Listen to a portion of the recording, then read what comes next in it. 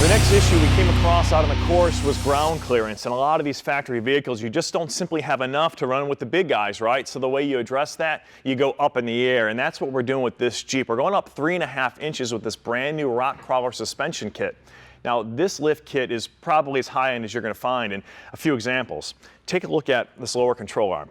If you look down inside the tube, you can see that these guys utilize a solid steel lower control arm. Now, a lot of companies on the market will utilize an 1/8 inch thick wall lower control arm, and some will go a little bit farther and go with a 1/4 inch thick. This is solid steel. It utilizes a 1 inch shank, and even at the point where the shank goes into the solid steel tube, you're still looking at a 1/2 inch thick wall. That is pretty serious. Now, the other thing you'll notice about these lower control arms, when you put them up in place next to the factory ones, they've got this bend in it to give you even more ground clearance, which is going to come in handy. You'll also see that you've got a set of progressive springs. All in all, this is like a full-blown competition kit, and this is going to be a big addition to this Jeep.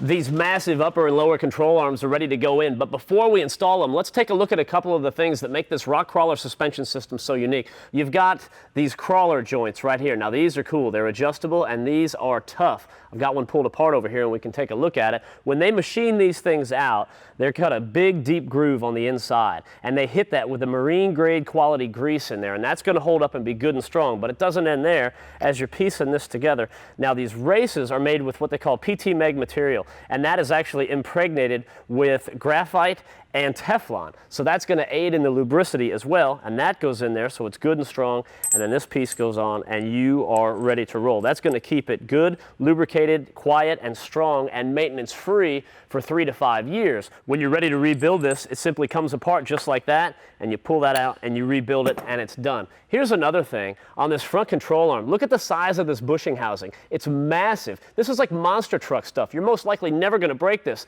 Same PT Meg material on the inside of that too, so it's going to last and hold up. How does all this stuff help the guys that are out there on the trail? Good question. With the better, stronger pieces, this thing's going to be able to crawl around and move and go places it couldn't go before. And you've got less chance for breakage, and that's going to keep you out there playing for longer. So those are your big advantages. Now, right now, we need to go to break, but B-Man, oh, there you are. Excellent timing, dude. Like a knight in shining armor, once again. You got that spring? Yeah. I'll pull down. So that's how we'll keep these guys out there playing. And this is good. Problem solving today on Truck U, right? There we go.